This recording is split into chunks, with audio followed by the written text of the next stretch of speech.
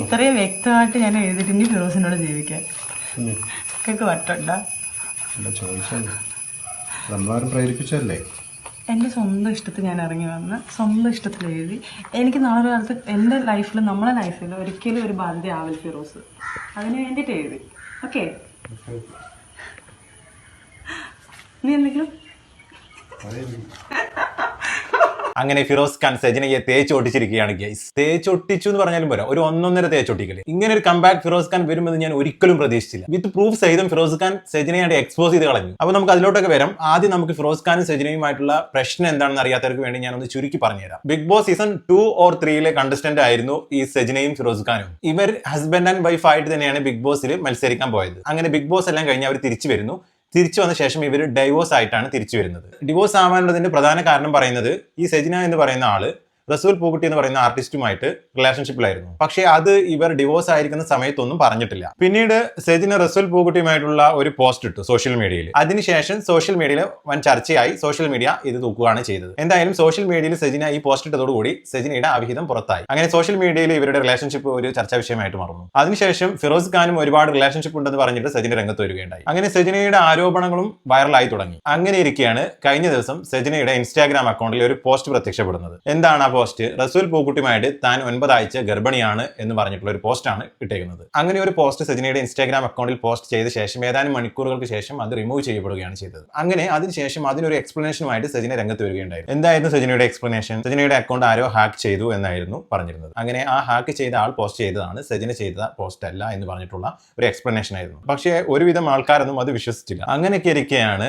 കഴിഞ്ഞ ദിവസം സെജിനയ്ക്കെതിരെ ചില തെളിവുകളുമായിട്ട് ഫിറോസ് ഖാൻ രംഗത്ത് വരുന്നത്. അങ്ങനെ ഫിറോസ് ഖാൻ രംഗത്ത് വരാനുള്ളതിന്റെ കാരണം എന്താണെന്ന് വെച്ച് കഴിഞ്ഞാൽ റസൂൽ പൂക്കുട്ടിയുമായിട്ട് താൻ 9 ആഴ്ച ഗർഭിണിയാണെന്ന് പറഞ്ഞിട്ട് സജിന ഒരു പോസ്റ്റ് ഇൻസ്റ്റാഗ്രാമിൽ ഇട്ടല്ലോ. അത് ശരിക്കും സത്യമായിട്ടുള്ള കാര്യമാണ്. റസൂൽ പൂക്കുട്ടിയിൽ നിന്ന് തന്നെയാണ് സജിന ഗർഭിണിയായിട്ടുള്ളത്. റസൂൽ പൂക്കുട്ടിയും സജിനയും ഒരുപാട് തവണ ലൈംഗിക ബന്ധത്തിൽ ഏർപ്പെട്ടിട്ടുണ്ട്. അതിൽ 2 പ്രാവശ്യം താൻ ഗർഭിണിയാവുകയാണ് ചെയ്തത്. ആദ്യ തവണ ഗർഭിണിയായത് റസൂൽ പൂക്കുട്ടിയുടെ നിർബന്ധപ്രകാരം അബോർഷൻ ചെയ്യുകയാണ് ചെയ്തത്. അങ്ങനെ ഇവർ വീണ്ടും ഒരുപാട് തവണ ശാരീരിക ബന്ധത്തിൽ ഏർപ്പെട്ടു. സജിന വീണ്ടും 2ാമത് ഗർഭിണിയായി. അങ്ങനെ റസൂൽ പൂക്കുട്ടി വീണ്ടും ഗർഭനിരോധനത്തിന് വേണ്ടിയിട്ട് പ്രേരിപ്പിച്ചു. പക്ഷേ സെജിന അത് വിസമ്മതിച്ചു. റസൂൽ പൂക്കുട്ടിയെ സംബന്ധിച്ചിടത്തോളം എങ്ങനെയെങ്കിലും സെജിനയെ ഒഴിവാക്കണം. പക്ഷേ സെജിനയെ സംബന്ധിച്ചിടത്തോളം എങ്ങനെയെങ്കിലും റസൂൽ പൂക്കുട്ടിയിൽ നിന്നും താനുണ്ടായ കുഞ്ഞിനെ വളർത്തണം. കാരണം ഇതിനു മുമ്പും ഒരു ട്രോമയിലൂടെ പോയതാണ്. വീണ്ടും 2ാമതൊരു ട്രോമയിലൂടെ സെജിനയ്ക്ക് പോകാൻ കഴിയില്ല. അത് കാരണം സെജിനയ്ക്ക് 2ാമതും ഗർഭിണിയായത് അബോർഷൻ ചെയ്യാൻ താല്പര്യമില്ലായിരുന്നു. തനിക്ക് റസൂൽ പൂക്കുട്ടിയുമായിട്ട് ഒരു ജീവിതം നയിക്കണമെന്നായിരുന്നു സെജിനയുടെ ആഗ്രഹം. അങ്ങനെ 2 പേരും 2 ജീവിതം നയിക്കുന്നതിനിടെ അങ്ങനെ ഇരിക്കെ ഇവർക്കിടയിൽ വാക്കുതർക്കങ്ങളും പ്രശ്നങ്ങളും എല്ലാം ഉണ്ടായി. അങ്ങനെ ഇരിക്കെ ഒരു തവണ സെജിന ഇതെല്ലാം കോൾ റെക്കോർഡ് ചെയ്തു. എന്നിട്ട് ഒരു യൂട്യൂബർക്ക് അയച്ചു കൊടുത്തു. ആ റെക്കോർഡ് ചെയ്തതിനെ കുറിച്ചിട്ട് ഒരു വീഡിയോ ചെയ്യാൻ വേണ്ടിയിട്ടായിരുന്നു സെജിന ആ റെക്കോർഡ്സ് എല്ലാം ഈ യൂട്യൂബർക്ക് അയച്ചു കൊടുത്തത്. പക്ഷേ സെജിന അയച്ചു കൊടുത്ത ആ യൂട്യൂബർ ഫിറോസുമായിട്ട് ബന്ധമുള്ള ഒരാളായിരുന്നു. അങ്ങനെ ഈ യൂട്യൂബർ എന്ത് ചെയ്തു? സെജിന അയച്ചു കൊടുത്ത ഡീറ്റെയിൽസ് എല്ലാം ഫിറോസ് ഖാന് ഫോർവേഡ് ചെയ്ത് കൊടുത്തു. ഇപ്പോൾ അതെല്ലാം വെച്ചിട്ടാണ് ഫിറോസ് ഖാൻ ഇപ്പോൾ രംഗത്ത് വന്നിരിക്കുന്നത്. അപ്പോൾ ഫിറോസ് ഖാൻ കുറച്ച് തെളിവുകളെല്ലാം നിരത്തിയിട്ടുണ്ട്. അപ്പോൾ ഫിറോസ് ഖാൻ തന്നെ പറയുന്നുണ്ട്, ഈ തെളിവുകളെല്ലാം പുറത്തു വരുമ്പോൾ എനിക്ക് ജീവൻ അപായമുണ്ട്, ലൈഫ് ത്രെട്ടണിംഗ് ആണെന്ന് പറയുന്നുണ്ട്. എന്തായാലും ഫിറോസ് ഖാൻ ആദ്യമായിട്ട് തന്നെ റസൂൽ പൂക്കുട്ടിയുടെയും അതുപോലെ തന്നെ സെജിനയുടെയും തമ്മിലുള്ള ഒരു കോൾ റെക്കോർഡ് പുറത്തുവിട്ടിട്ടുണ്ട്. നമുക്ക് ആദ്യമായിട്ട് ആ കോൾ റെക്കോർഡ് ഒന്ന് കേട്ട് നോക്കാം. എത്രയും പെട്ടെന്ന് ഒരു ലീഗൽ സംഭവം എടുത്തിട്ട് ഇവനെതിരെ കേസ് ഫയൽ ചെയ്യുക. ഫിറോസിനെതിരെ തൽക്കാലം ഉണ്ടായിരിക്കുന്ന ഒരു വലിയ വിഷയം ഒന്ന് ശാന്തമാക്കാൻ ഞാൻ ചെറിയൊരു കാര്യം പറഞ്ഞേ ഉള്ളൂ. അത് അങ്ങനെ മാത്രം എടുത്താൽ മതി. ഞാൻ ഷാജിയോട് കാര്യം പറഞ്ഞിട്ടില്ലല്ലോ. അതുപോലെ ഒരു ചെറിയൊരു നമ്മളത് ഒരു തൽക്കാലം കുറച്ച് സമയത്തേക്ക് ഒന്ന് മൂടി വയ്ക്കുന്നു, അത്രേ ഉള്ളൂ. ഒരു മാസം കഴിയുമ്പോൾ എന്താണെന്നുള്ള കാര്യം നമുക്ക് പിന്നീട് നോക്കാം. ഇവൻ ഡൈവോഴ്സ് തരുന്നില്ല എന്ന് പറഞ്ഞ് ഒരു കേസ് ഇങ്ങനെയുള്ള കാര്യങ്ങൾ ചെയ്ത് ഇതെല്ലാം ഞാൻ കൂടെ നിൽക്കാം. ശരി, അതെല്ലാം ചെയ്ത് കുഴപ്പമില്ല. അതെല്ലാം ഞാൻ വലിയ പൈസ അച്ഛൻ ആക്ച്വലി മറ്റവരുടെ കൂടെയാണെന്നുള്ള കാര്യം എനിക്ക് വളരെ പിന്നീടാണ് മനസ്സിലായത്. അന്ന് എന്റെ പ്രഗ്നൻസിയുടെ കാര്യം പറഞ്ഞത് ആ ടൈമിലാണ് അച്ഛൻ്റെ അടുത്ത് പറഞ്ഞത്. അതാണ് ഫിറോസ് പറഞ്ഞത് അല്ലേ? അതെ. ഇവരുടെ ഫിറോസിന്റെ കയ്യിലത്തെ ഏറ്റവും വലിയ ആയുധമാണ് നീ പ്രഗ്നന്റ് ആണെന്നുള്ളത്. ഓക്കെ, 2 മാസം കഴിഞ്ഞപ്പോ പോയി എന്നുള്ളത് സത്യം തന്നെയാണ്.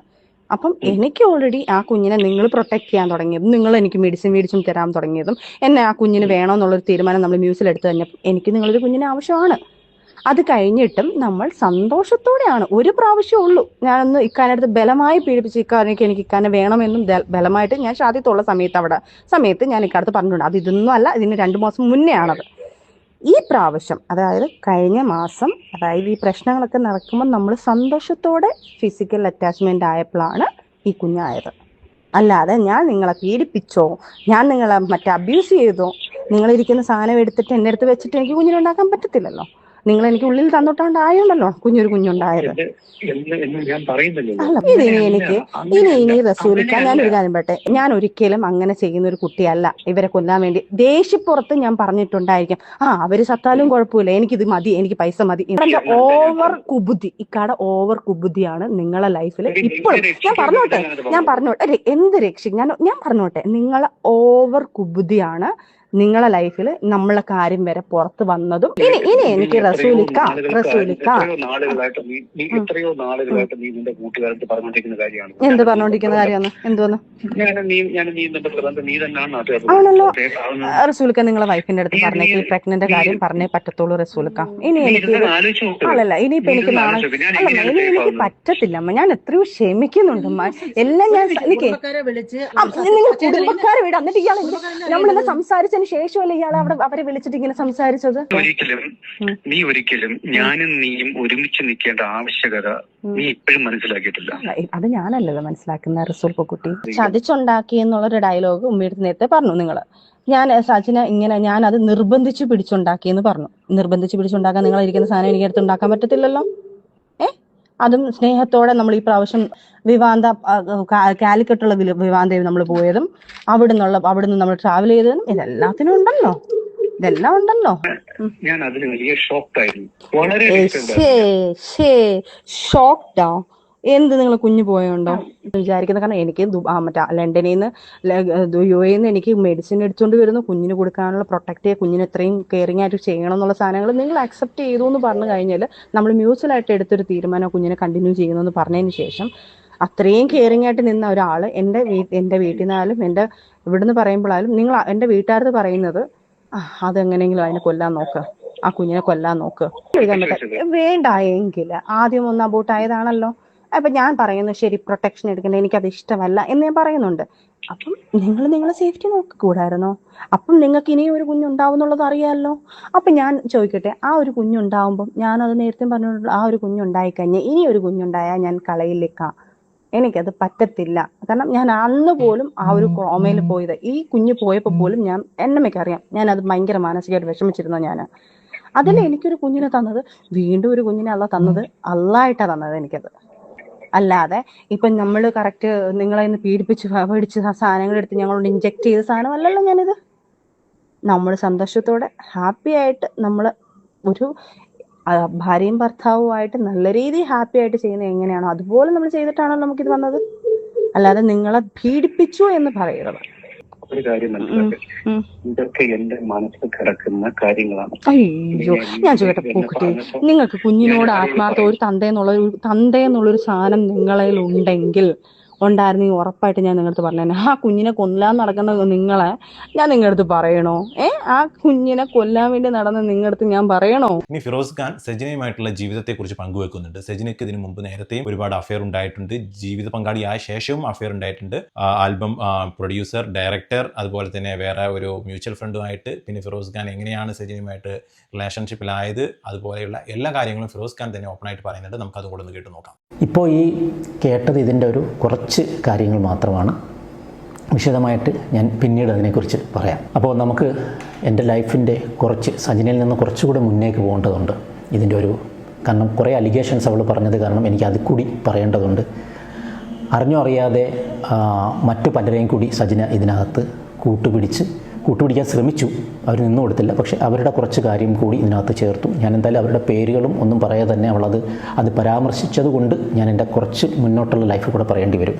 അത് മറ്റൊന്നുമല്ല, ഞാൻ ഡേഞ്ചറസ് ബോയ്സ് ഒക്കെ കഴിഞ്ഞ് സൂര്യ ടി വിയിൽ ഒരു ഡാൻസ് പ്രോഗ്രാമൊക്കെ ചെയ്തിരിക്കുന്ന സമയത്ത് ഡേഞ്ചറസ് ബോയ്സിൻ്റെ സമയം മുതൽ ഒരു കുട്ടി എനിക്ക് ഫോൺ വിളിക്കുകയും ഒക്കെ ചെയ്ത് ഞാനുമായി ചാറ്റ് ചെയ്യുകയൊക്കെ ചെയ്യുന്നൊരു കുട്ടി ഞങ്ങളുടെ നാട്ടിൽ നിന്ന് കുറച്ച് ദൂരെയുള്ള കുട്ടിയാണ്. അങ്ങനെ ആ ചാറ്റിങ്ങിൽ ഞങ്ങൾ അങ്ങനെ കോൺവെർസേഷൻ പുരോഗമിച്ച് പോകുന്നു. അങ്ങനെ ഞങ്ങൾ പ്രണയത്തിലാകുന്നു. അവസാനം അത് കല്യാണത്തിൽ രണ്ട് വീട്ടുകാരും അറിഞ്ഞ് അത് കല്യാണത്തിലേക്ക് വരുന്നു. അതൊരു വലിയ ഫങ്ഷനായിട്ട് തന്നെയാണ് ആ കല്യാണം നടന്നത്. അന്ന് ആ കല്യാണം നടക്കുമ്പോൾ നമ്മുടെ റിലീജിയൻ അടിസ്ഥാനമാക്കി നമ്മുടെ മഹലിൽ രജിസ്റ്റർ ചെയ്യുന്നതാണ് ഏറ്റവും വാല്യുബിൾ ആയിട്ടുള്ളത് എന്നുള്ളതാണ് നമ്മുടെ ഒരു വെപ്പും. അങ്ങനെയാണ് അതിൻ്റെ ഒരു സംഭവം തോന്നുന്നു. അപ്പം മഹല് വഴി ആണ് അന്ന് നമ്മൾ രണ്ടുപേരുടെയും മഹല്ലിൽ നിന്ന് ആൾക്കാർ വന്നു, രജിസ്റ്റർ ചെയ്തു, ഒക്കെ നമ്മൾ വിവാഹം കഴിച്ചു. ആഫ്റ്റർ ദാറ്റ് നമ്മൾ ലീഗലി രജിസ്റ്റർ ചെയ്തില്ല. അപ്പോൾ ലീഗലി രജിസ്റ്റർ ചെയ്യാത്ത അതിനെക്കുറിച്ച് നമുക്ക് അത്ര ബോധയോടല്ലായിരുന്നു, അല്ലെങ്കിൽ പിന്നത്തേക്ക് മാറ്റി വെച്ചിട്ട് അത് അങ്ങനെ മുന്നോട്ട് പോയി. അങ്ങനെ അത് രജിസ്റ്റർ ചെയ്തില്ല. അപ്പോൾ പള്ളി വഴി മാത്രമുള്ളൊരു ഉടമ്പടിയേ ഉണ്ടായിരുന്നുള്ളൂ. അങ്ങനെ നമ്മൾ കുഞ്ഞായി, അതിലെനിക്കൊരു മോളുണ്ട്, ആയി കുറച്ച് മാക്സിമം ഞങ്ങളൊരു 3 വർഷമേ ജീവിച്ചിട്ടുള്ളൂ. ചില കാരണങ്ങളാൽ നമ്മൾ സെപ്പറേറ്റ് ആവേണ്ടി വന്നു. അതൊരു ഡിവോഴ്സിങ് പ്രോസസ്സ് പോലെ തന്നെയാണ്. കാരണം അദ്ദേഹം വേറെ വിവാഹം കഴിച്ച് സുഖമായിട്ട് ജീവിക്കുന്നു. ഞാൻ ഇത് കഴിഞ്ഞൊരു 2 വർഷങ്ങൾ കഴിഞ്ഞ്, ഞാൻ ഇപ്പോഴും പറയുന്നു, ആ വ്യക്തികളെ ഇതിൻ്റെ മുന്നിലേക്ക് കൊണ്ടുവരാൻ എനിക്ക് താല്പര്യമില്ല. സജിന ഈ സിനാരിയോ അവതരിപ്പിച്ചതുകൊണ്ടാണ് ഇത് പറയുന്നത്. അപ്പോൾ അത് അവർ വന്ന് ക്യാമറയ്ക്ക് മുന്നിൽ വന്ന് എന്തെങ്കിലും പറഞ്ഞാലേ എനിക്ക് എന്തെങ്കിലും തിരിച്ച് നിങ്ങൾക്ക് അതിൻ്റെ മറുപടിയോ കാര്യങ്ങളോ എനിക്ക് വിശദമായി അതിനെക്കുറിച്ച് പറയാൻ പറ്റും. സോ അവർ സുഖമായിട്ട് ജീവിക്കുന്നതാണ്. അവർക്ക് ക്യാമറയ്ക്ക് മുന്നിൽ വരാൻ താല്പര്യമില്ലാത്ത വ്യക്തികളാണ്. അവർ വളരെ റെപ്യൂട്ടഡ് ഫാമിലിയായിട്ട് ജീവിക്കുന്ന ആൾക്കാരാണ്. അതുകൊണ്ട് ഞാൻ ആ കഥയിലേക്ക് പോകുന്നില്ല. അപ്പോൾ സജിൻ ഇത് കഴിഞ്ഞിട്ട്, കാരണം ഇത് ഞാൻ പറയാൻ കാര്യം ഇല്ലീഗൽ മാരേജ് എന്നൊക്കെ ഒരു സംഭവം അവളൊരു സ്റ്റേറ്റ്മെൻറ്റ് ഇറക്കിയായിരുന്നു. ഇത് കഴിഞ്ഞ് ഈ കഥകളെല്ലാം സജിനയ്ക്ക് അറിയാം. ഈ മോളെ കാണാതെ ഞാൻ ഉണ്ടായിരുന്ന എൻ്റെ ഡിപ്രഷൻ 2 വർഷം, ഞങ്ങൾ പിരിഞ്ഞ് സെപ്പറേറ്റ് ആയതിനു ശേഷം 2 വർഷം ഡിപ്രഷനിലായിരുന്നു. അങ്ങനെ ആ സമയത്താണ് 2 വർഷങ്ങൾക്ക് ശേഷമാണ് പിന്നെ ഞാൻ സജിന എൻ്റെ ഫേസ്ബുക്കിൽ എനിക്ക് മെസ്സേജ് അയച്ചു. കാരണം എൻ്റെ വേറെ ഫ്രണ്ടുണ്ട്, നിയാസ് എന്ന് പറഞ്ഞിട്ട്, ഇവളുടെ വീടിന് തൊട്ടടുത്ത, ഞങ്ങൾ ഏകദേശം ഞാനും സജിനയായിട്ടുള്ള വീടിൻ്റെ ഡിസ്റ്റൻസ് പറഞ്ഞാൽ ഒരു 5-6 കിലോമീറ്ററേ ഉള്ളൂ. അപ്പോൾ സജിനയുടെ വീടിന് തൊട്ടടുത്തുള്ളത് നമ്മുടെ ഒരു അകന്ന ബന്ധുവാണ്, നിയാസ് എന്ന പേര്. അപ്പോൾ അവൻ എൻ്റെ ഫ്രണ്ടാണ്. എൻ്റെ പല പ്രോഗ്രാമിലും ഡേഞ്ചർ സ്പേസിൽ ഉൾപ്പെടെ ഞാൻ ചാൻസ് കൊടുത്തിട്ടുള്ളൊരു പയ്യനാണ്. അങ്ങനെ അവൻ വഴി മ്യൂച്വൽ ഫ്രണ്ടായിട്ട് സജിന എനിക്ക് റിക്വസ്റ്റ് അയച്ചു. അതിനകത്ത് ഇവളുടെ അഭിനയമോഹമായിരുന്നു ഇവളുടെ പ്രധാനത. അങ്ങനെ എന്നെ പരിചയപ്പെട്ടു. അഭിനയത്തെക്കുറിച്ചുള്ള പറഞ്ഞ് എന്തോ ടെലിഫിലിമിലൊക്കെ അഭിനയിക്കാൻ പോയി, ചാൻസ് കിട്ടിയില്ല, അപ്പോൾ എന്തെങ്കിലുമൊക്കെ ഹെൽപ്പുകൾ ചെയ്യണമെന്നൊക്കെ പറഞ്ഞ് അങ്ങോട്ട് ഞങ്ങളങ്ങനെ കോൺവെർസേഷനായി, നല്ല അടുപ്പമായിട്ട്. ഞാനങ്ങനെ സജിനയുടെ ഓഫീസ്, അതായത് സജിന അന്ന് വർക്ക് ചെയ്തുകൊണ്ടിരിക്കുകയാണ് ഒരു കമ്പനിയിൽ റിസപ്ഷനിസ്റ്റായിട്ട്. നമ്മൾ അവിടെ ചെന്ന് ഇവിടെ ഞാൻ കാണുന്നു. അങ്ങനെ ആ പരിചയം, പ്രണയത്തിലാകുന്നു. അപ്പോൾ ഇവളുടെ ജീവിതകഥ എൻ്റെ അടുത്ത് പറഞ്ഞു. അപ്പോൾ എൻ്റെ കഥ ഓൾമോസ്റ്റ് ഞാൻ പറഞ്ഞു. ഞാൻ ഇങ്ങനെ ഡിപ്രഷൻ സ്റ്റേജിലായിരുന്നു 2 വർഷവും, ഇങ്ങനെയൊക്കെയാണ് കാര്യങ്ങൾ. അപ്പോൾ അവൾ തിരിച്ച് അവളുടെ കഥ എൻ്റെ അടുത്ത് പറഞ്ഞത് 17ാമത്തെ വയസ്സിൽ അവൾ മറ്റൊരു മതസ്ഥൻ്റെ കൂടെ ഒളിച്ചോടി. എന്നിട്ട് അവിടുന്ന് 1 വർഷം കൊണ്ട് കഴിഞ്ഞപ്പോഴോ അങ്ങനെ അവർ വീട്ടുകാരെല്ലാവരും കൂടെ ചേർന്ന് ആ പയ്യനെ മതം മാറ്റിയിട്ട് അവർ ലീഗലി വിവാഹം കഴിപ്പിച്ച് കൊടുത്തു. അങ്ങനെയൊക്കെയാണ് എൻ്റെ അടുത്ത് പറഞ്ഞത്. അപ്പോൾ അതിലൊരു മോള് സജിനയ്ക്കുണ്ട്. അങ്ങനെ അവർ പിരിയാൻ കാരണം അദ്ദേഹം മദ്യപിച്ചിട്ട് എന്നും വന്ന് അദ്ദേഹം എടുത്തിട്ട് അടിക്കും, കുഞ്ഞിനെ എടുത്ത് കിണറ്റിലിടാൻ പോയി. ഇങ്ങനെയൊക്കെയുള്ള കഥയാണ് ആ വ്യക്തിയെക്കുറിച്ച് സജിന എന്നോട് പറഞ്ഞു തന്നത്. എനിക്കല്ലാതെ അതിനെക്കുറിച്ച് കൂടുതലൊന്നും അറിയുന്നില്ല. അപ്പം ലാസ്റ്റ് ഞാനും സജിനയെ അങ്ങനെ വിവാഹം കഴിക്കാനുള്ളൊരു പ്രോസസ്സിലേക്ക് എത്തിയപ്പോഴത്തേക്കും ഞാൻ ഈ നിയാസിൻ്റെ അടുത്ത് തന്നെ ചോദിക്കുന്നുണ്ട്, സജിന ഇങ്ങനെ, കാരണം എനിക്ക് അത്ര അടുത്തറിയാവുന്നതാണ്. അപ്പോൾ സജിനയ്ക്ക് അടുത്തറിയാവുന്ന, സജിനയുടെ വീടിന് വാക്കബിൾ ഡിസ്റ്റൻസേ ഉള്ളവന്. അപ്പോൾ അവനോട് ഞാൻ ചോദിക്കുന്നുണ്ട്, മോനെ എങ്ങനെയുണ്ട്, പിന്നെ സജിനയെ ഞാൻ വിവാഹം കഴിക്കാൻ പോകണം, എന്തൊക്കെയാണെന്ന് കാഷ്വലി ഞാൻ ചോദിച്ചപ്പോൾ പറഞ്ഞു നല്ല കുട്ടിയാണ് എന്നൊക്കെ പറഞ്ഞ്. അപ്പോൾ ആദ്യം ഞാൻ ഇവനോട് ചോദിച്ചപ്പോൾ പറഞ്ഞു ഒന്ന് ഫോണൊന്ന് കട്ട് ചെയ്യുക. ഫോണിലാണ് വിളിച്ച് ചോദിച്ചത്. ഞാൻ തിരിച്ച് പറയാൻ തൊട്ട് 1 മണിക്കൂർ കഴിഞ്ഞ് തിരിച്ച് വിളിച്ചിട്ടുണ്ട്. ഞാൻ കുഴപ്പമില്ല, ഞാൻ സംസാരിച്ച് നല്ല കുട്ടിയാണെന്നൊക്കെ പറഞ്ഞു. അങ്ങനെ ഞങ്ങൾ വിവാഹം കഴിച്ചൊരു 5-6 മാസം കഴിഞ്ഞപ്പോൾ ഞാൻ ഇവളുടെ മൊബൈലിൽ നിന്ന് എനിക്ക് കുറച്ച് ചാറ്റുകൾ കണ്ടു. അത് ഈ നിയാസും ഇവളുമായിട്ടുള്ള കോൺവെർസേഷനാണ്. അപ്പം കഥ ഇതാണ്. ചിലർ എൻ്റെ അടുത്ത് സൂചിപ്പിച്ചിരുന്നു ഓൾറെഡി ഈ നിയാസും ഇവളുമായിട്ട് കണക്ഷൻ ഉണ്ടെന്നുള്ള ആ ഏരിയയിൽ തന്നെയുള്ള ചില എൻ്റെ സുഹൃത്തുക്കൾ പറഞ്ഞിരുന്നു. പക്ഷെ ഞാൻ അന്നത് വിശ്വസിച്ചില്ല. അപ്പോൾ നിയാസും ഇവളുമായിട്ട് ഒരു ഭാര്യ ഭർത്താവ് പോലെ തന്നെ അവരുടെ വീട്ടിൽ അത്രയും സ്വാതന്ത്ര്യമുള്ളൊരു വ്യക്തിയാണ് നിയാസ്. അങ്ങനെ ഇവർ തമ്മിൽ ഭയങ്കര പ്രണയത്തിലായിരുന്നു, ഒരു ഭാര്യ ഭർത്താവ് പോലെ ജീവിച്ചിരുന്നതാണ്.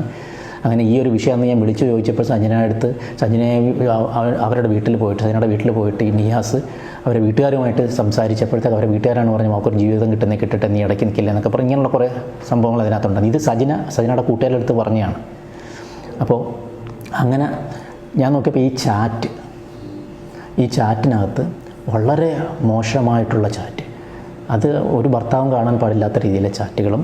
അപ്പോൾ അതിൽ നിന്ന് തന്നെ തെളിഞ്ഞു ഇവരുടെ പഴയ ജീവിതത്തിൻ്റെ കാര്യങ്ങളും ഇവരുടെ പ്രണയത്തിൻ്റെ കാര്യങ്ങളും. അപ്പോൾ അതൊരു നല്ല ഷോക്കുള്ളൊരു കാര്യം തന്നെയായിരുന്നു. അങ്ങനെ ഞാൻ അവിടെ വെച്ചിട്ട് അന്ന് ഒന്നും ആയിട്ടില്ല. അപ്പോൾ ആ സമയത്ത് ഞാൻ എനിക്ക് ഡിവോഴ്സ് വേണം, നമുക്ക് പിരിയാം, ഇതൊരിക്കലും എനിക്ക് അക്സെപ്റ്റ് ചെയ്യാൻ പറ്റില്ല എന്നൊക്കെ ഞാൻ പറഞ്ഞപ്പോൾ ഇവള് പല രീതികളുടെ കരഞ്ഞ് അഭിനയിക്കുന്നു എല്ലാം കാര്യം ഞാൻ പറ്റില്ലെന്ന് ഉറപ്പിച്ച് തന്നെ ഞാൻ പറഞ്ഞു.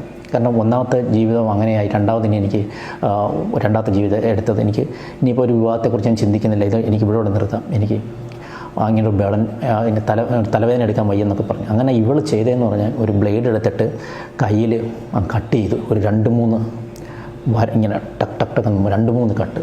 അപ്പോഴത്തേക്ക് ബ്ലഡ് പമ്പ് ചെയ്ത് ഞാൻ ആകെ പാനിക്കായിപ്പോയി. അങ്ങനെ ലാസ്റ്റ് അവളെ ശരി പോട്ടെ ഇനി ഉണ്ടാവരുത് എന്നൊക്കെ പറഞ്ഞിട്ട് ഞങ്ങൾ വീണ്ടും മുന്നോട്ട് പോവുകയായിരുന്നു. അങ്ങനെ ഇരിക്കുമ്പോൾ കുഞ്ഞിന് 2 വയസ്സായി. അങ്ങനെ കുട്ടിയൊക്കെ ആയതിനു ശേഷം നമ്മൾ താമസിച്ചുകൊണ്ടിരുന്ന സ്ഥലത്ത് നിന്ന് മാറിയിട്ട് വേറെ ഫ്ലാറ്റിലേക്ക് താമസമായി.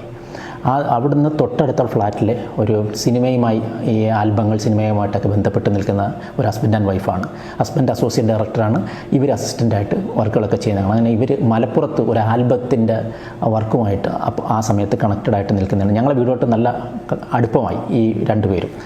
അങ്ങനെ സജിനയുടെ ഈ അഭിനയമോഹം കാരണം സജിന അവരുടെ അടുത്ത് ആ കുട്ടിയുടെ അടുത്ത് ഇങ്ങനെ അവരുമായിട്ട് നല്ല ഫ്രണ്ട്ഷിപ്പായി. അങ്ങനെ ഈ ആൽബത്തിൽ അഭിനയിപ്പിക്കാമെന്ന് പറഞ്ഞിട്ട് സജിനയെ മലപ്പുറത്ത് കൊണ്ടുപോവുകയാണ്. മലപ്പുറം ഒരു പുതുക്കാട് അങ്ങനെ പറഞ്ഞ സ്ഥലത്ത്, കോട്ടയ്ക്കൽ പുതുക്കാട് എന്നുള്ള സ്ഥലത്ത് കൊണ്ടുപോകണം. അവരവിടെ ആൽബം പോകുന്നു. അപ്പം ഒരു ആൽബത്തിൻ്റെ ഷൂട്ടിങ്ങും കാര്യങ്ങളും എന്തൊക്കെയാണെന്ന് നമുക്കറിയാം. ഇവർ വരുന്നു, ഒരാഴ്ച ഒക്കെ അവിടെ കാരണം ഒരു പാട്ടിനൊക്കെ ഒരാഴ്ച എന്താണെന്നുള്ളത് എനിക്ക് മനസ്സിലാവുന്നില്ല.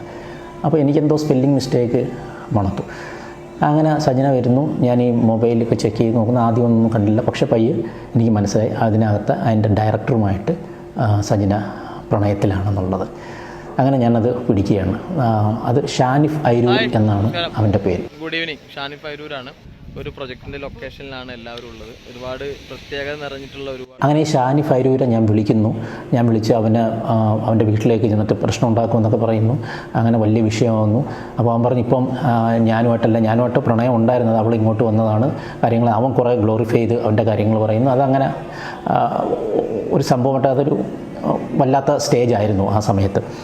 അത് കഴിഞ്ഞിട്ടും ഇവൾ പിന്നെ ഈ സജിനയെ സംബന്ധിച്ചെന്ന് പറഞ്ഞാൽ പേടിയോ നാണോ മാനോ അങ്ങനെയുള്ള സാധനമൊന്നുമില്ല. ഏതറ്റം വരെ വേണമെങ്കിലും തൻ്റെ വിജയത്തിന് വേണ്ടി പോകും. താൻ എന്തിഷ്ടപ്പെടുന്നോ അത് നടത്താൻ വേണ്ടിയിട്ട് ഏതറ്റം വരെ പോകും. ഇനി അവൾക്കൊരു അപ്പം ആ പ്രണയം പോലും അവൾ പറഞ്ഞാൽ ഞങ്ങൾ ചിലപ്പോൾ ഒളിച്ചോടും, നിങ്ങൾ എന്ത് ചെയ്യും എന്നൊക്കെ ചോദിച്ചിട്ട് എന്നെ തിരിച്ചു വരട്ടാൻ തുടങ്ങി. അപ്പം ഞാൻ കുഞ്ഞുണ്ട്, ആ കുഞ്ഞ് 2 വയസ്സോളമായിട്ടുള്ള മകനാണ്. പിന്നെ അത് കൂടാതെ എൻ്റെ സെക്കൻഡ് മാരേജാണ്. പിന്നെ ആ സമയമായപ്പോഴത്തേക്ക് ഓൾറെഡി ഇത്രയും 2 വർഷത്തോളം 2.5-3 വർഷമായില്ലേ ഞങ്ങൾ ജീവിച്ചു തുടങ്ങിയിട്ട്. ഞാൻ സജിനയുമായിട്ട് വല്ലാത്തൊരു അറ്റാച്ച്മെൻറ്റിലേക്ക് വന്നു. പക്ഷേ തിരിച്ചത് ഉണ്ടായിരുന്നില്ലെന്നുള്ളത് എനിക്ക് പിന്നീടാണ് മനസ്സിലായത്. ഇതിലെ ട്വിസ്റ്റ് എന്ന് പറയുന്നത് ഈ ഷാനിഫ് ഐരൂർ അതിൻ്റെ ഡയറക്ടറായിരുന്നു. അത് കഴിഞ്ഞ് എൻ്റെ പ്രൊഡ്യൂസർ നജീം കല്ലറ പാകിസ്ഥാൻ മുക്കിലുള്ള ഒരുത്തനാണ്.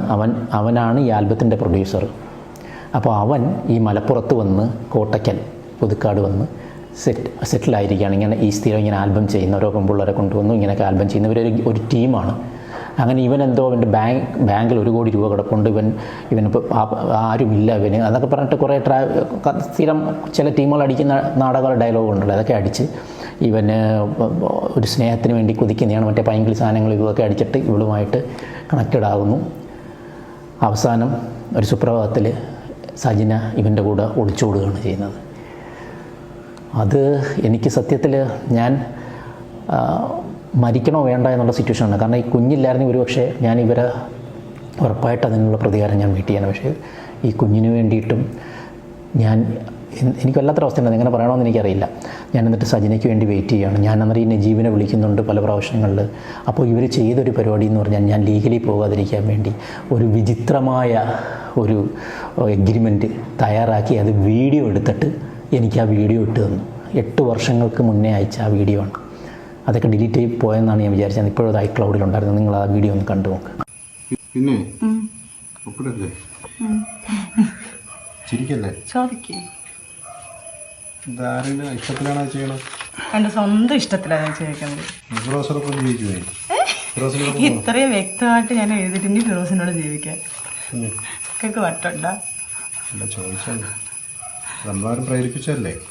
എൻ്റെ സ്വന്തം ഇഷ്ടത്തിൽ ഞാൻ ഇറങ്ങി വന്ന് സ്വന്തം ഇഷ്ടത്തിൽ എഴുതി. എനിക്ക് നാളെ കാലത്ത് എൻ്റെ ലൈഫിൽ നമ്മളെ ലൈഫിൽ ഒരിക്കലും ഒരു ബാധ്യത ആവില്ല ഫിറോസ്. അതിന് വേണ്ടിയിട്ട് എഴുതി. ഓക്കെ, നീ എന്തെങ്കിലും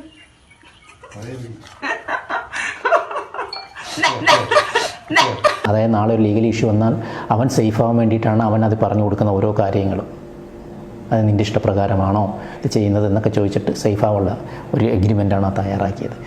അങ്ങനെ ഞാൻ പക്ഷേ എനിക്ക് ആ സമയമൊക്കെ ഇവളടുത്ത് ഇവളീ തെറ്റുകളൊക്കെ ചെയ്യുന്നെങ്കിലും ഞാൻ ഇവളെ കൂടെ ചേർക്കുകയാണ്. കാരണം എനിക്ക് അത്രമാത്രം ഒരു സ്നേഹമാണ്. ഈ ചിലർ ഇനി എത്ര വലിയ തെറ്റുകൾ ചെയ്താലും നമ്മൾ മാപ്പ് കൊടുക്കും. കാരണം എന്ന് പറഞ്ഞാൽ അവരോട് അത്രമാത്രം നമ്മൾ സ്നേഹിച്ചു പോകും. വേദനയോട് കൂടിയാണെങ്കിലും നമ്മൾ അവരെ ചേർത്ത് നിർത്തും.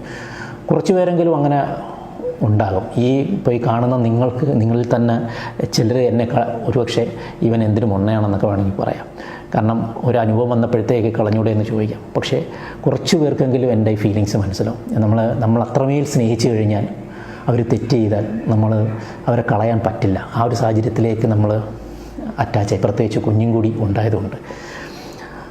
അങ്ങനെ 3 മാസം അവർ ജീവിച്ചിട്ട് ലാസ്റ്റ് അവനൊരു ഫ്രോഡാണെന്നുള്ളത്. കാരണം അവൻ വണ്ടിയുടെ പരിപാടികൾ അതായത് റെൻറ്റ് വണ്ടികൾ എടുത്തിട്ട് അതിൻ്റെ മേളിൽ വേറെ റെൻറ്റ് വെച്ച് അങ്ങനെയുള്ള ഉടായ്പ ബിസിനസ്സൊക്കെയാണ് അവൻ ചെയ്യുന്നതും.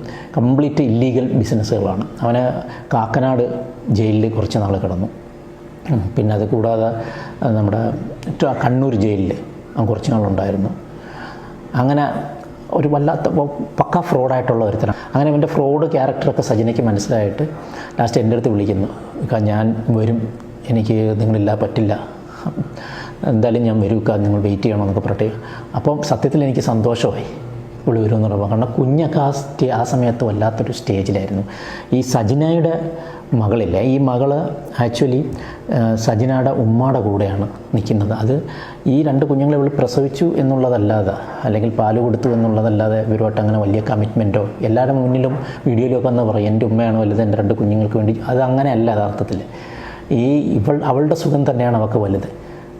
ഇവർ എന്തെങ്കിലും പറയുന്നുണ്ടെങ്കിൽ എന്തെങ്കിലുമൊക്കെ കളിപ്പാട്ടങ്ങളോ അതോ കൊടുക്കുന്നതല്ല ഒരു മാതാവെന്ന് പറയേണ്ടുള്ളൂ. അല്ലെങ്കിൽ ഒരു മാതാവെന്ന് പറഞ്ഞാൽ വീട്ടിൽ അവർക്ക് ഇഷ്ടമുള്ളൊരു സാധനം വെച്ച് കൊടുക്കുക, അങ്ങനെയുള്ള പരിപാടികളൊന്നുമില്ല.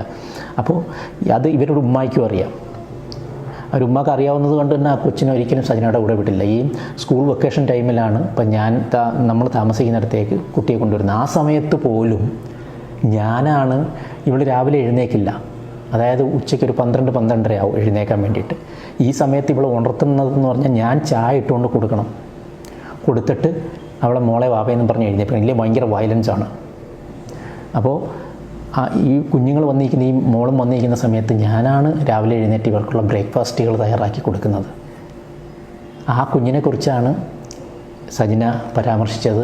ഞാൻ കുഞ്ഞിനെ മാറ്റി നിർത്തുന്നത്, ഇതേ കുഞ്ഞിനെ വെച്ചിട്ടാണ് പോക്സോ ഇട്ട് തരുമെന്ന് ഇവൾ പലപ്പോഴും എൻ്റെ അടുത്ത് പറയാറുള്ളത്. കാരണം ഇവൾ ഏതറ്റം വരെ വരണം കഴിക്കും. ഇതേ സംഭവം തന്നെ ഇവളുടെ കൂട്ടുകാരികളെടുത്ത്, അതായത് ഞാൻ നേരത്തെ പറഞ്ഞു ഇപ്പോൾ തെറ്റിയ കൂട്ടുകാരികളെടുത്ത് പറഞ്ഞത് അവർ റെക്കോർഡ് ചെയ്ത് വെച്ചിട്ടുണ്ട്. കാരണം ഞാൻ എന്തെങ്കിലും എൻ്റെ ബാക്കിൽ വരുമോ എനിക്ക് എന്തെങ്കിലും ഇതാ ഞാൻ അങ്ങേയറ്റം വരെ കളിക്കും. അങ്ങേർക്ക് ഞാൻ എൻ്റെ മോളെ വെച്ചിട്ട് പോക്സോ വരെ ഞാൻ ചെയ്തു കൊടുക്കും. ഇത് തന്നെ ഈ വിഷയങ്ങൾ നടക്കുമ്പോൾ ഒരു യൂട്യൂബറെ അടുത്ത് വിളിച്ച് അത് ചെയ്യിപ്പിക്കാൻ നോക്കി. ആ യൂട്യൂബർ റെക്കോർഡ് ചെയ്ത് വെച്ചിട്ടുണ്ട്. അപ്പോൾ പുള്ളി പറഞ്ഞ് ഈ പോക്സോ ഇട്ട് കൊടുക്കണമെങ്കിൽ അവർ ടെസ്റ്റ് ചെയ്യുക അങ്ങനെയൊക്കെയുള്ള ആണോ, എന്നാൽ പിന്നെ അതല്ല, മാനസികമായിട്ട് പീഡിപ്പിച്ചത്. അപ്പോഴത്തേക്ക് ഉരുണ്ട് കളിക്കുന്നുണ്ട്. അത് അവന് വ്യക്തമായിട്ട് മനസ്സിലായിട്ട് അദ്ദേഹം അത് റെക്കോർഡ് ചെയ്ത് വെച്ചിട്ടുണ്ട്. അതേപോലെ എനിക്ക് മെസ്സേജ് അയച്ചു തന്നതിനകത്ത് ഞാനപ്പം ഈ വാർത്ത ഞാൻ അറിഞ്ഞിട്ട് ഞാൻ ഒരു ഉമ്മടുത്ത് വിളിച്ച് ഇങ്ങനെ ചോദിച്ചു, ഇങ്ങനെ സജിന മോളെ വെച്ച് വരെ കളിക്കുന്നത് അതെന്ത് മൃഗീയമായ ഇതാണ്, ഇങ്ങനെ അങ്ങനെയൊക്കെ പറഞ്ഞു യൂട്യൂബിൻ്റെ അടുത്ത് നിന്ന് ഞാൻ ചോദിച്ചു ഈ വിഷയം തുടക്ക സമയത്ത്. അപ്പോൾ ഒരു ഉമ്മ പറഞ്ഞു, അത് ആ റെക്കോർഡ് എൻ്റെ കയ്യിലുണ്ട്. ഉമ്മ അന്നേരം എനിക്ക് മെസ്സേജ് അയച്ചതാണ്, ഒരിക്കലും അങ്ങനെ ഒന്നും കളിച്ചില്ല, അതൊക്കെ അവരൊക്കെ ചുമ്മാ പറഞ്ഞാണ്. അവർ അയച്ച മെസ്സേജും എൻ്റെ കയ്യിൽ കിടപ്പുണ്ട്. അങ്ങനെ അവിടുന്ന് ഈ നജീബിൻ്റെ അവിടുന്ന് സജിന അവൻ്റെ ഫ്രോഡ് സ്വഭാവങ്ങൾ മനസ്സിലാക്കിയിട്ട് വരികയാണ്. ഈ വരുമ്പോൾ അന്ന് 2018 ഫ്ലഡ് ടൈമാണ്. അപ്പോൾ അവൾ പറയുന്നുണ്ട്, ഞാൻ ട്രെയിനിൽ വന്നുകൊണ്ടിരിക്കുകയാണ്, അപ്പോൾ പലയിടത്തും മരങ്ങൾ വീണ് കിടക്കുന്നു ഒക്കെ. എന്നിട്ട് ആ എത്തിച്ചേരാൻ തന്നെ ഈ മലപ്പുറം ഡിസ്ട്രിക്റ്റിൽ നിന്ന് എത്തിച്ചേരാൻ 3 ദിവസം എടുത്തു.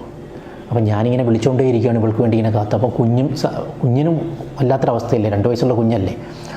അപ്പോൾ അവനെന്ന് പറഞ്ഞാൽ ഈ 2 പേരെയും ഇഷ്ടമാണ്, എന്നെ അവളെയും തള്ളയും തന്തയല്ലേ ഭയങ്കര ഇഷ്ടമാണ്.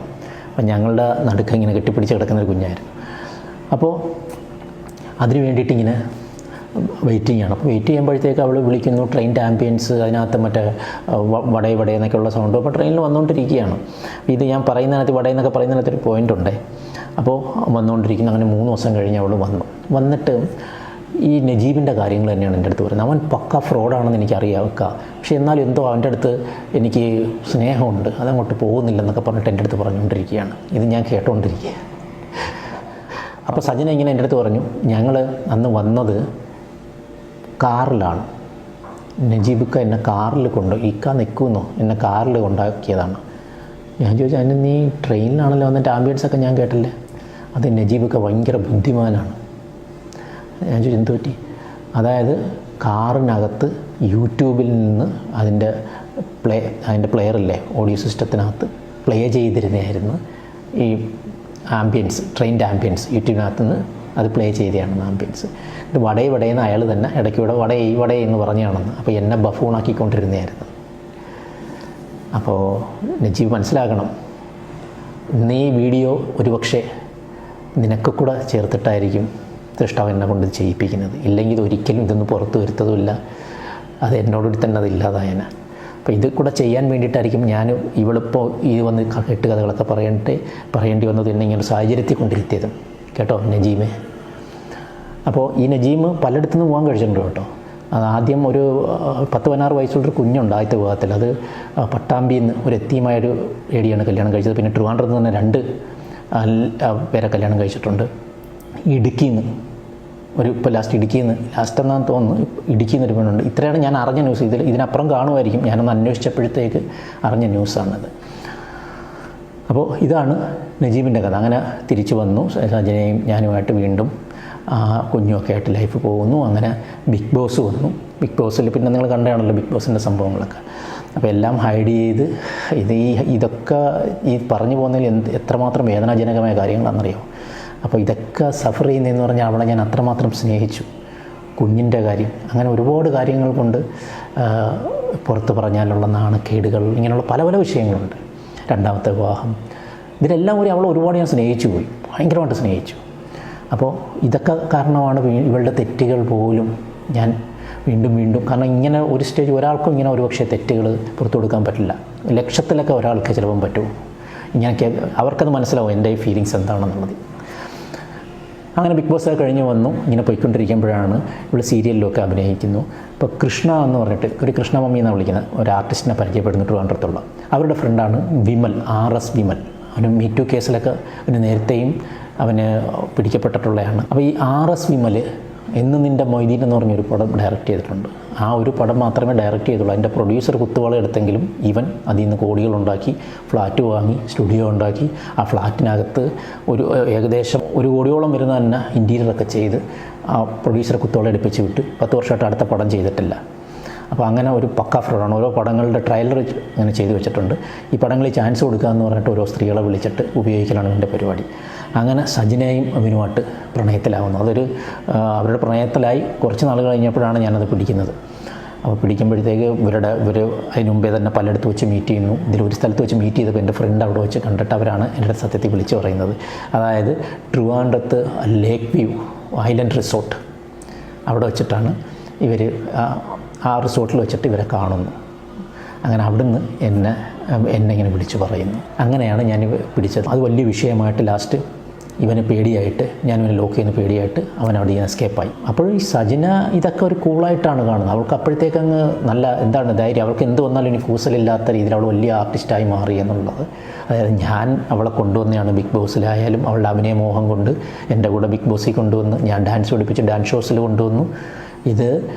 അപ്പോൾ പലരും പറയും അങ്ങനെ നീ കൊണ്ടുവരാൻ പാടില്ലായിരുന്നു എന്ന്. അത് ഞാൻ ഒരിക്കലും പ്രതീക്ഷിക്കുന്നുണ്ട്. ഇപ്പോൾ ഞാൻ അവളെ പറക്കാനാണ് ആഗ്രഹം എന്നൊക്കെ പറഞ്ഞിട്ട് ഞാൻ നേരത്തെ പണ്ട് പറഞ്ഞിരുന്ന ഞങ്ങൾ സെപ്പറേറ്റ് ആയ സമയത്ത് ഡിവോഴ്സ് എന്ന് പറഞ്ഞൊന്ന് വീഡിയോ പറഞ്ഞില്ലേ, ആ സമയത്ത് ഞാൻ വന്ന് പറയേണ്ടി വന്നു. ഓക്കെ, എന്നിട്ട് ഞാൻ അവളെ അന്ന് പൊഴുത്തിയാണ് പറഞ്ഞുകൊണ്ടിരുന്നത്. ഞാൻ പല കാര്യങ്ങളുള്ളിൽ ഒതുക്കിയിട്ട് ഞാൻ അവൾക്ക് പറക്കാൻ ആഗ്രഹം എന്നൊക്കെ പറഞ്ഞ് ആ ഡിപ്ലോമാറ്റിക് ഡയലോഗ്സൊക്കെ ഇപ്പോൾ എടുത്തിട്ട് വേറെ പല യൂട്യൂബേഴ്സും ചെയ്ത് കോമഡിയൊക്കെ ഞാൻ കണ്ടു, നന്നായിട്ടുണ്ട്. അങ്ങനെ ഈ വിമലിൻ്റെ കേസ് കെട്ടുകൾ കഴിഞ്ഞ് ആ സമയമാണ് നമ്മുടെ ജീവിതത്തിലേക്ക് ലക്ഷ്മി ജയൻ. ഈ ലക്ഷ്മി ജയൻ എന്ന് പറയുന്നത് ഒരാളെയും കൂസാക്കാത്ത ഈ സജിനയെ പോലെ തന്നെ മറ്റൊരു ലേഡിയാണ്. വാല്യൂസ് എന്തെന്നറിയാത്ത, സ്വന്തം ഇഷ്ടത്തിന് വേണ്ടി എന്തും ചെയ്യുന്ന ഒരു ലേഡിയാണ്. അപ്പോൾ അതേ ക്യാരക്ടറുള്ള സജിനയെ കൂടെ കിട്ടിയപ്പോഴത്തേക്ക് ഇവർ തമ്മിൽ കൂട്ടായിട്ട് പിന്നെ ഇവർ ഈ ലേഡീസ് ഒള്ളി എന്ന് പറഞ്ഞിട്ട് ഒരു യാത്ര. അപ്പം ഈ യാത്ര പോയി കഴിഞ്ഞാൽ 3, 4, 5 ദിവസമേ കഴിഞ്ഞിട്ടേ വരത്തില്ല. അങ്ങനെ ഭയങ്കര വിഷയങ്ങൾ നടക്കുകയാണ്. സജിനയുടെ അടുത്ത് പറഞ്ഞാൽ പിന്നെ സജിന കേൾക്കില്ല, ആര് പറഞ്ഞാലും കേൾക്കില്ല. ഞാൻ പറഞ്ഞാൽ കേൾക്കില്ല, ഒരു ഉമ്മ പറഞ്ഞാൽ കേൾക്കില്ല. ഒന്നാമത്തെ കാര്യം എന്ന് പറഞ്ഞാൽ ഇവരുടെ അടുത്ത് എന്ത് പറയുമ്പോഴും ഇവൾക്ക് ഈ സൂയിസൈഡ് ടെൻഡൻസി ഉണ്ട്. ഇവിടെ ഏത് കാര്യം സാധിക്കാൻ വേണ്ടി കഴുത്തിലൊക്കെ കത്തിയൊക്കെ എടുത്തു അവളുടെ തന്നെ. എന്നിട്ട് അത് ഒന്നാമതിൽ കൈ മുറിച്ചതിൻ്റെ പാനിക്കായിട്ട് ആ ഒരു ട്രോമ ഇപ്പോഴും എൻ്റെ മനസ്സിൽ കിടപ്പുണ്ട്. അപ്പോൾ ഇവൾ ഇങ്ങനെ കഴുത്തി കത്തി അടിച്ച് കാണിക്കും, ഇവൾ ഒച്ചത്തിൽ കിടന്ന് കൂവും.